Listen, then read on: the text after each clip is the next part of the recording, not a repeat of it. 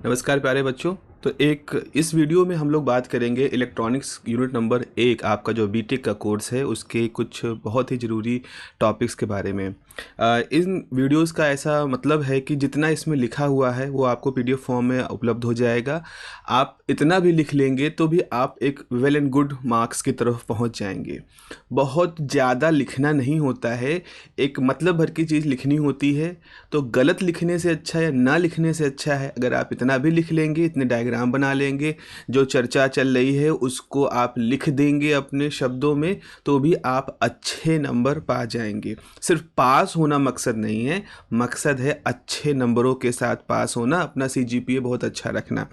जैसे देखें यहाँ पर हमारे पास टॉपिक है कि व्हाट आर जेनर डायोड्स और इसका वोल्टेज करंट कैरेक्टरिस्टिक कर्व हमें ड्रॉ करना है। जेनर डायोड बहुत ही इंपॉर्टेंट टॉपिक है, 17-18 में इस पे तो क्वेश्चन आया ही आया है, बड़ा क्वेश्चन।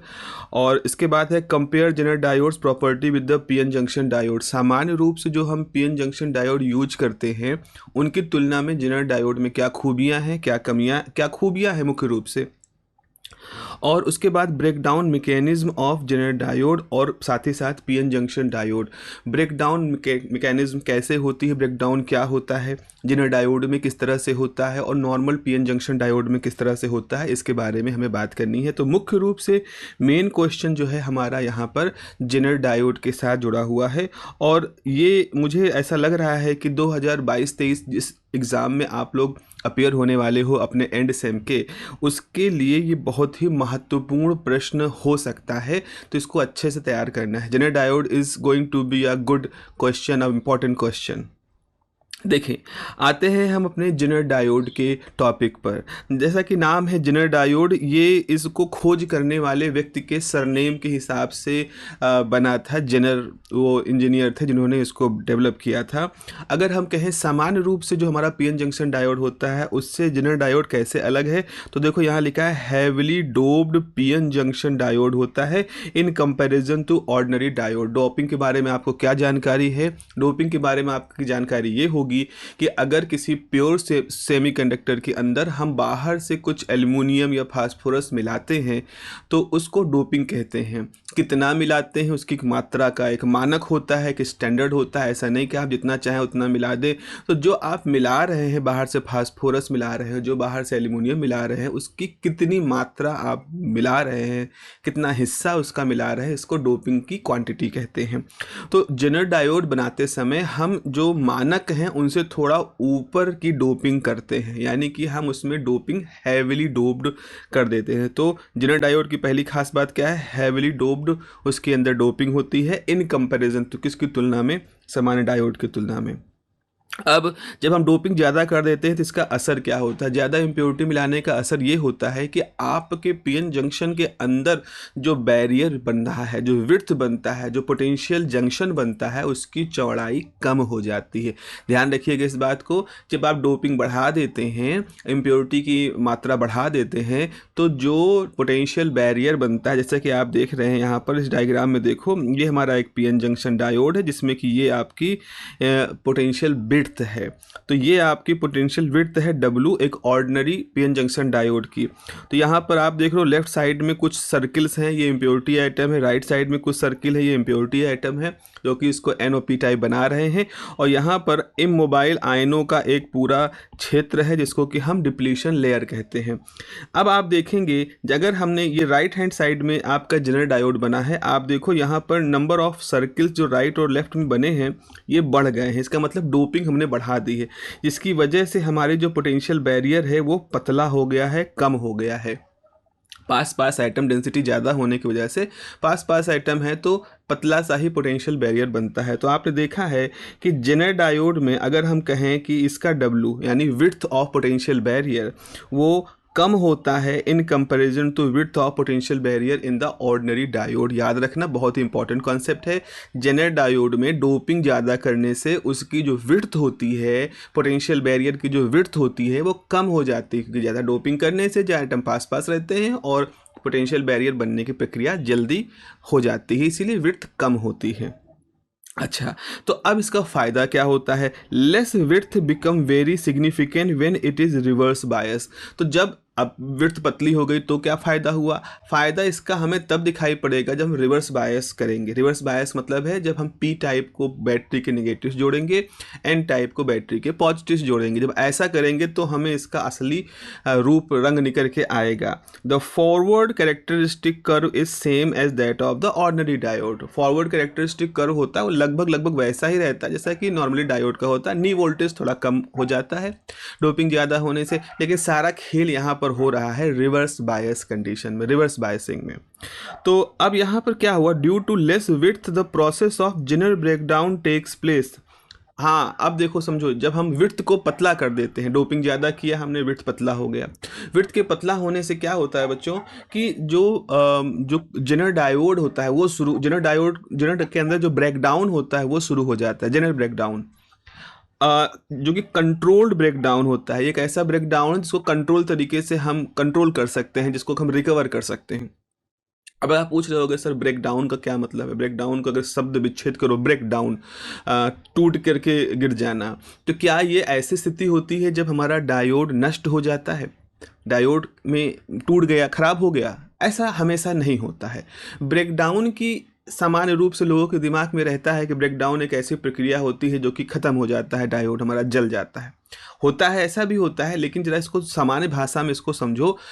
अगर रिवर्स करंट जो कि बहुत कम होती है, अगर जिस स्थिति में रिवर्स करंट एकदम से बढ़ जाए, जिस स्थिति में रिवर्स करंट अपनी सामान्य मात्रा जो कि माइक्रो एम्पियर की होती है उससे बढ़ जाए, उस घटना को हम ब्रेकडाउन कहते हैं। तो ब्रेकडाउन का मतलब जंक्शन का नष्ट होना नहीं है, पीएन जंक्शन का नष्ट होना नहीं है। ब्रेकडाउन का मतलब होता है रिवर्स सैचुरेशन करंट का अपनी समान मात्रा से काफ़ी ज़्यादा बढ़ जाना। अच्छा, अगर इस ज़्यादा बढ़ जाने से डायोड नष्ट हो जाए तब तो फिर आपकी बात सही है, लेकिन एक स्थिति ऐसी होती है जनरल डायोड में कि रिवर्स सैचुरेशन करंट बढ़ने के बाद भी हमारा डायोड नष्ट नहीं होता है, कंट्रोल में रहता है। इसीलिए इसे कहा जाता है कंट्रोल्ड ब्रेकडाउन। ये कंट्रोल्ड ब्रेकडाउन कहलाता है। तो अभी हम लोग बात करेंगे जनरेट ब्रेकडाउन के। तो विड्थ डोपिंग ज़्यादा किया, विड्थ पतली कर दिया, विड्थ पतली कर दिया तो जनरेट ब्रेकडाउन हो गया, जो कि कंट्रोल ब्रेकडाउन होता है। और generate breakdown is unique feature of zener and which is not possible in ordinary diode. इस खास तरह के ब्रेकडाउन की वजह से ही जेनर डायोड इतना महत्वपूर्ण डायोड माना जाता है, और ये प्रक्रिया सामान्य रूप से ऑर्डिनरी डायोड में नहीं होती है। अब यहाँ पर एक और बात आती है कि जेनर ब्रेकडाउन क्या होता है। तो जेनर ब्रेकडाउन के पीछे अगर आप थोड़ा सा और गहराई से बात करेंगे तो आप कहेंगे कि इसके पीछे एक खास तरह की क्वांटम मैकेनिकल घटना काम करती है, जिसे क्वांटम मैकेनिकल टनलिंग कहते हैं।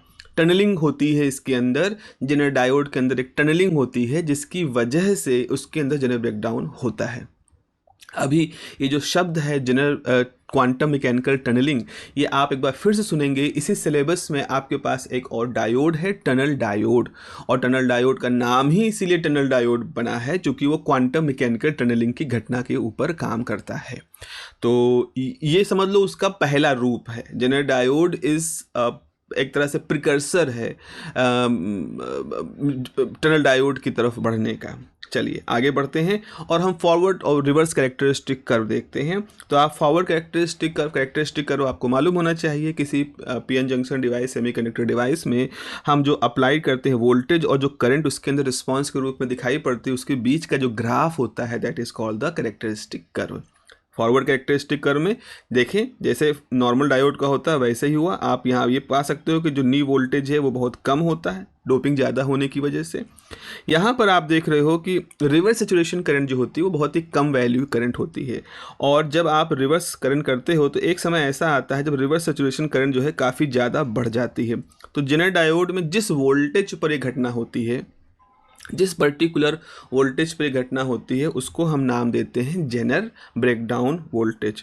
तो जेनर ब्रेकडाउन वोल्टेज को समझने के लिए सबसे पहले हमें समझना पड़ेगा ब्रेकडाउन क्या होता है। जेनर की कार्यविधि समझने के लिए, जेनर की वर्किंग समझने के लिए we need to know what do you mean by the breakdown, what are the breakdown. तो अब ब्रेकडाउन पे अलग से प्रश्न पूछे जाते हैं। जब ब्रेकडाउन की बात करेंगे तो हम सामान्य डायोड के अंदर होने वाले ब्रेकडाउन और साथ ही साथ जेनर के अंदर होने वाले ब्रेकडाउन, दोनों तरह के ब्रेकडाउन के बारे में बात करेंगे। तो क्वेश्चन आता है discuss the mechanism of avalanche and Zener breakdown. 2021 में भी क्वेश्चन आया है, 21-22 में भी क्वेश्चन आया है और 2 बार आ चुका है ये क्वेश्चन। इस तरह से क्वेश्चन, भाषा थोड़ी बदली होगी लेकिन है बड़ा महत्वपूर्ण क्वेश्चन, और किसी तरह की कन्फ्यूजन में भी थोड़ा बच्चों को होती है होता क्या है। इस तरह क्वेश्चन में जब आप भाषा के रूप में लिखते हैं तो जिनको इंग्लिश लिखने में प्रॉब्लम है उनके साथ दिक्कत आ जाती है कि हम क्या करें। लेकिन चूंकि AKTU आपको ये परमिशन देता है कि आप हिंदी में लिख सकते हैं, अंग्रेजी में लिख सकते हैं या इंग्लिश में लिख सकते हैं, हिंदी अंग्रेजी मिला के लिख सकते हैं। तो मेरे ख्याल से अगर आप ये बात समझ रहे हैं, अगर आप अवलांच ब्रेकडाउन क्यों होता है ये बात समझ रहे हैं, तो आप अपनी भाषा में लिख सकते हैं। आप हिंदी में उसको लिख सकते हैं। हिंदी में जहाँ जहाँ अंग्रेजी के शब्द आपको ना समझ में आए उनकी हिंदी क्या होगी, तो आप अपनी इंग्लिश भाषा में भी उसको लिख सकते हैं। जरूरी है, आपका लिखना जरूरी है।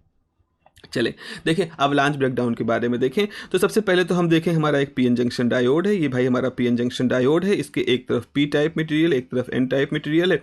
पी टाइप मटेरियल में देखो ये जो प्लस बने हैं ये होल्स हैं जो कि मेजॉरिटी में हैं, और कहीं कहीं माइनस आपको दिखाई पड़ रहा है, ये इलेक्ट्रॉन है जो कि माइनॉरिटी चार्जेस हैं। एन टाइप में जो इलेक्ट्रॉन्स हैं माइनस वाले हैं ये मेजॉरिटी में हैं, और जो प्लस वाले हैं ये माइनॉरिटी में हैं। तो एन टाइप में होल्स जो हैं वो माइनॉरिटी हैं, इलेक्ट्रॉन मेजॉरिटी हैं। पी टाइप में होल मेजॉरिटी है, इलेक्ट्रॉन माइनॉरिटी है। और यहाँ पर हमारा एक पीएन जंक्शन बन रहा है। पीएन जंक्शन की चौड़ाई हमने थोड़ा ज़्यादा दिखाई है क्योंकि ये ऑर्डिनरी डायोड है।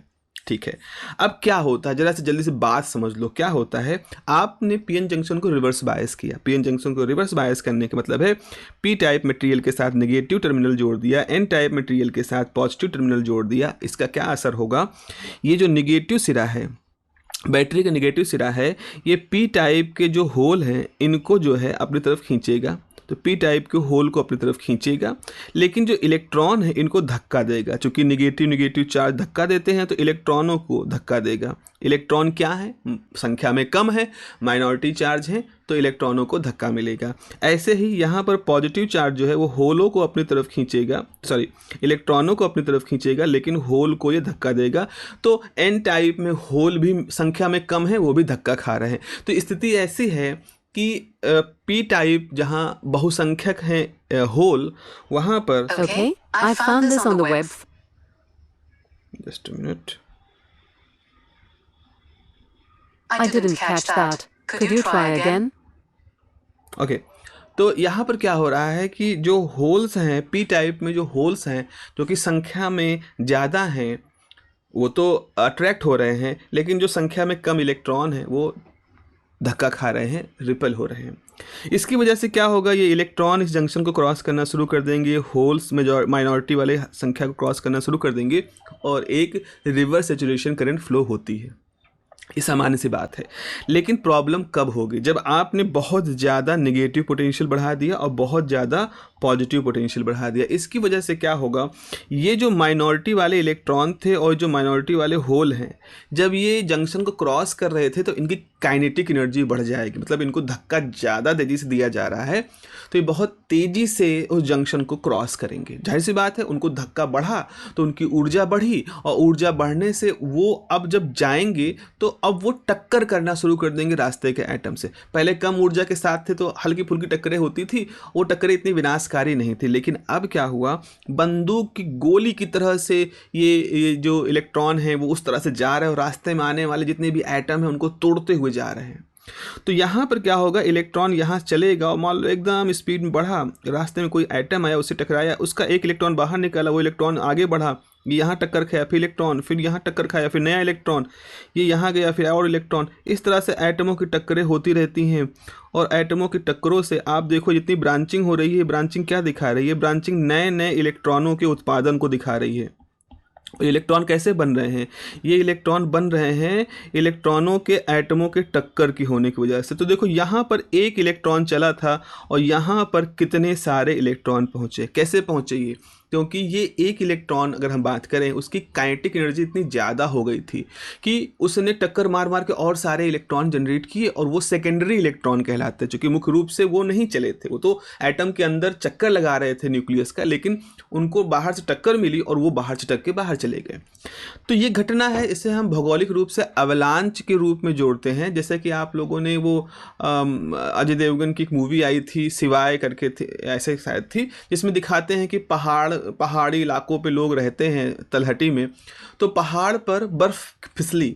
अब वो पहाड़ 5 किलोमीटर 6 किलोमीटर ऊंचा पहाड़ है, वहाँ से जब बर्फ़ चलती है तो वो कुछ 100 किलो की बर्फ़ जो फिसली थी वो अपने साथ कई लाख किलो बर्फ़ लेकर के तलहटी तक आती है। घटना शुरू हुई थी बहुत छोटे स्केल पर, लेकिन धीरे धीरे धीरे धीरे वो घटना एकदम व्यापक रूप, विनाशकारी रूप ले लेती है। वैसे यहाँ पर भी है, इलेक्ट्रॉन जो कि संख्या में कम ही थे, माइनॉरिटी थे, वो चले, लेकिन उनकी काइनेटिक एनर्जी इतनी ज़्यादा हो गई कि वो जब तक पहुँचे दूसरे सिरे तक तो पूरा हुजूम पहुंच गया वहाँ पर इलेक्ट्रॉनों का। और फिर जाहिर सी बात है, रिवर्स सैचुरेशन करंट जो थी वो अब बढ़ जाएगी। पहले वो 2 4 6 इलेक्ट्रॉनों के मूव करने से थोड़ी माइक्रो एम्पियर में थी, लेकिन जब वो इलेक्ट्रॉन अपने साथ पूरा हुजूम लेके आ गए, लाखों करोड़ों इलेक्ट्रॉन लेके आ गए, तो वो मिली एम्पियर की हो जाएगी। तो इस तरह से रिवर्स सैचुरेशन करंट जो होती है वो एकदम से बढ़ जाती है। यहाँ पर ये हो रहा होता है। देखिए यहाँ पर normal diode has thick junction, ठीक है, हाँ मोटा जंक्शन होता है as compare to zener thick होता है, because doping is less, so the strength of electric field across this junction is very small. तो नॉर्मली उनके अक्रॉस इलेक्ट्रिक फील्ड कम होती, चूँकि कम ही चार्ज हैं उस पोटेंशियल बैरियर के अंदर। But when the reverse biasing is applied, minority charges accelerated and collide with the atom of the depletion layer. जी, जैसे ही माइनॉरिटी चार्जेस मूव करना शुरू करते हैं, क्योंकि उनको ज़्यादा रिवर्स बायस की वजह से उनके पास एनर्जी है, तो वो कोलिजन करते हैं। ये कोलिजन कैसे होते हैं? ये इफेक्टिव कोलिजन होते हैं, विनाशकारी कोलिजन होते हैं। By these collisions, secondary electrons are generated, and these electrons are either from the breaking of covalent bond or by the inner shell of the atom. तो जब एटम से टकराते हैं ये आने वाले इलेक्ट्रॉन, तो अगर बाहरी ऑर्बिट के इलेक्ट्रॉन से टकराएंगे तब तो वो कोवेलेंट बॉन्ड में लगा होगा, वो तो छिटक के बाहर चला जाएगा। लेकिन अगर किसी अंदरूनी इलेक्ट्रॉन से टकराएंगे तो उसको भी बाहर निकाल देते हैं। तो इसका क्यूमुलेटिव इफेक्ट क्या होता है? So the cumulative effect of these secondary electrons is the cumulative effect of these secondary electron is to generate an avalanche of charge carriers and produces large reverse current. तो इसका लबोलुआब क्या हुआ? इसका holistic effect ये हुआ कि जब ये बहुत सारे सेकेंडरी इलेक्ट्रॉन्स जंक्शन क्रॉस करते हैं, टक्कर जो कि बढ़ रहे हैं संख्या में, तो वो लार्ज अमाउंट में रिवर्स करंट को प्रोड्यूस करते हैं, और जिसकी वजह से एक रिवर्स एक ब्रेकडाउन की प्रोसेस आ जाती है। लेकिन ये घटना थोड़ा लंबे बड़े वोल्टेज पे होती है, और उसकी वजह से जो करंट होती है इतनी ज़्यादा हो जाती है कि ये हीट कर देती है। क्योंकि इलेक्ट्रॉन जब टक्कर हो रही थी, टक्कर के दौरान भी, इलेक्ट्रॉनों के निकलने के दौरान भी हीट एनर्जी का वहाँ पर लिबरेशन हो रहा था, हीट एनर्जी निकल रही थी। तो इन सारी घटनाओं की वजह से होता यह है कि जो एवलांच ब्रेकडाउन होता है, तो वो जो टक्करें हुई और वो सब जो कुछ हुआ है प्रोसेस, उसकी वजह से इतनी हीट जनरेट हो जाती है सिस्टम के अंदर कि हमारा डायोड नष्ट हो जाता है। कई बार एवलांच ब्रेकडाउन एक विनाशकारी प्रक्रिया होती है जिसको रिवर्स नहीं कर सकते। अब चूँकि इनर इलेक्ट्रॉन को कैसे हम भर पाएंगे, तो वो एक तरह से विनाशकारी प्रक्रिया हो जाती है। अब दूसरा है हमारा दूसरा मैकेनिज्म है जेनर ब्रेकडाउन। ठीक है, जेनर ब्रेकडाउन क्या होता है? तो देखें यहाँ पर, in Zener diode the width of junction is very thin. Junction जो है वो पतला होता है then the ordinary diode due to the large doping. ऐसा होता है लार्ज डोपिंग की वजह से। So large charges are present in the small thickness of the depletion layer.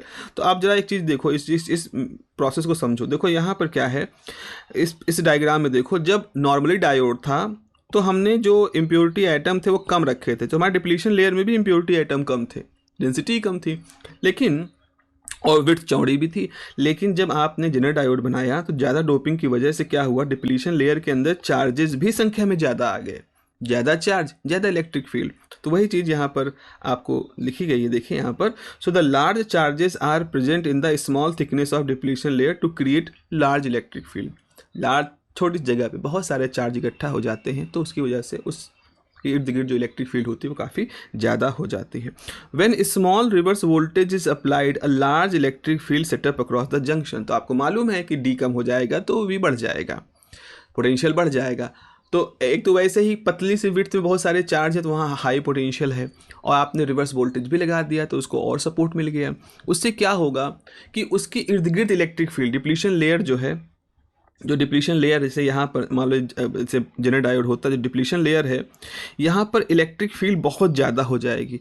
वो इलेक्ट्रिक फील्ड क्या करेगी, इस इलाके की इलेक्ट्रिक फील्ड अगल बगल के इलाकों से इलेक्ट्रॉनों को तोड़ तोड़ के इधर लाना शुरू कर देगी, इलेक्ट्रॉनों को खींचेगी बगल के।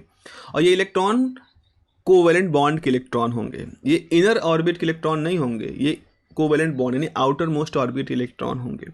सो due to this large electric field the near about covalent bonds start to break and the outermost of electrons are involved in covalent bonds. So large electrons are generated by this process which increase the reverse saturation current and this is called the Zener breakdown which is reversible process. तो यहाँ पर क्या होता है, जो high electric field यहाँ आ जाती है डिप्लीशन लेयर के क्रॉस, वो हाई इलेक्ट्रिक फील्ड क्या करती है बच्चों, वो अपने पड़ोस के जो बॉन्ड हैं उनको खींच खींच के तोड़ तोड़ के जंक्शन के क्रॉस भेजती है, जिसकी वजह से डिप्लीशन लेयर को बहुत सारे इलेक्ट्रॉन क्रॉस करते हैं और उसकी वजह से रिवर्स सैचुरेशन करंट बढ़ जाती है। तो आप कहोगे सर जब खींच रही होती है अगल बगल के इलेक्ट्रॉनों को, तो अगल बगल के इलेक्ट्रॉनों को खींच रही होती है तो उस समय ऐसा तो नहीं होता है कि उनकी काइनेटिक एनर्जी बहुत बढ़ जाए और वो एवलांच ब्रेकडाउन कर दें। तो याद रखो, एवलांच ब्रेकडाउन के लिए जो ज़रूरी पोटेंशियल है, जो ज़रूरी काइनेटिक एनर्जी मेंटेन करने का जो वैल्यू है वो काफ़ी ज़्यादा होता है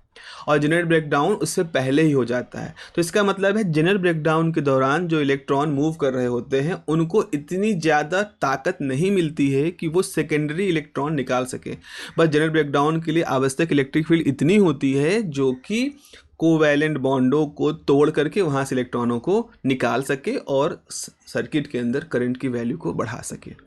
तो इस तरह से जेनर ब्रेकडाउन की बातचीत यहाँ पर ख़त्म होती है। आप देखो यहाँ पे वोल्टेज और करंट का ग्राफ है, ये हमारा फॉरवर्ड कैरेक्टरिस्टिक कर्व है। देखो ब्रेकडाउन हो गया, ये VG है, थोड़ा पहले वोल्टेज पे हो गया, मान लो 5 वोल्ट पे हो गया, और एवलांच ब्रेकडाउन थोड़ा हायर वोल्टेज पे होगा और उसके लिए आपको नॉर्मल डायोड में करीब 10 के लगभग आपको वोल्ट की आवश्यकता होती है। तो इसीलिए जो सर्किट्स होते हैं उनके अक्रॉस हम बहुत ज़्यादा वोल्टेज अप्लाई नहीं करते हैं, जो कि ऐसा ना हो कि उनके अक्रॉस ज़्यादा वोल्टेज अप्लाई करने पर कहीं कुछ रिवर्स बायसिंग में जो डायोड हों उनके अक्रॉस ब्रेकडाउन की मैकेनिज्म पहुंच जाए और वो नष्ट हो जाए।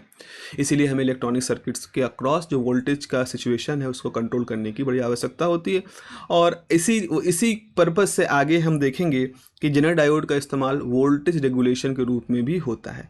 तो this is all about this part, जहाँ जेनर ब्रेकडाउन के बारे में बात की, एवलांच ब्रेकडाउन के बारे में बात की। इंपॉर्टेंट क्वेश्चन है, कैसे जेनर डायोड नॉर्मली डायोड से अलग होता है। इतने डायग्राम बना दोगे, ये रिलेशन लिख दोगे तो ये पर्याप्त होगा। ठीक है, अगला हमारा